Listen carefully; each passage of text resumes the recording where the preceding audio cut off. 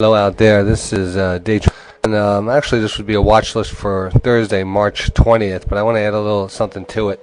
Actually, I just want to discuss today's pattern and why I feel that the market's going to pull back until we fill the gap that we made a couple of days ago. So I guess I would say we're going to be talking about gaps today.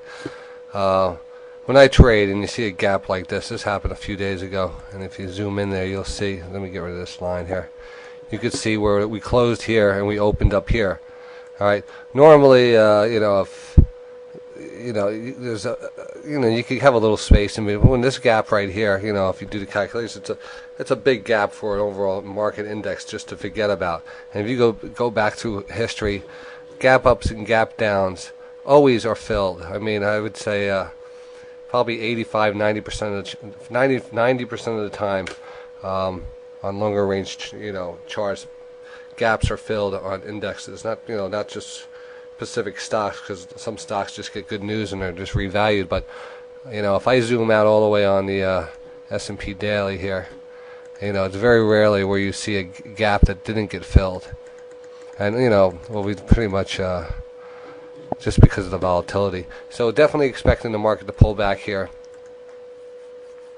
Now let's take a look here. What do we see back if we pull back here? And why do I think we're going to hold this? And I think this is going to be a very strong buy area.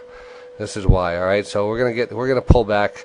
I want us to pull back to I would say the 12, everywhere from the 1285 area to the I would even 1285, 1288.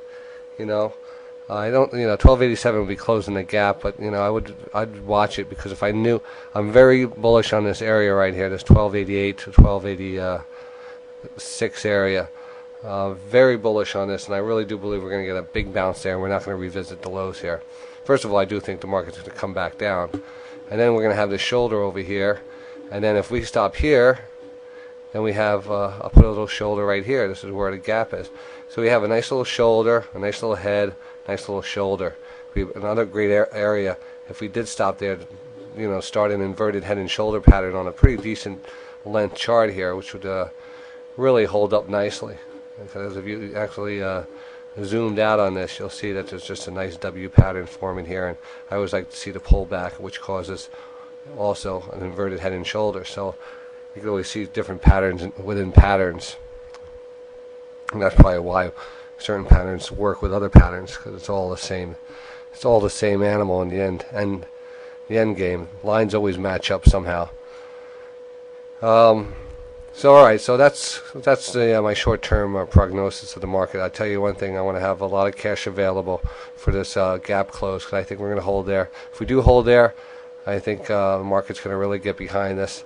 Say this was finally the capitulation bottom here, and then we'll be back into the good old days of buying and holding all day and selling at the end of the day. We don't have to worry about the volatility. So I just want to go discuss that, and what my views are on that.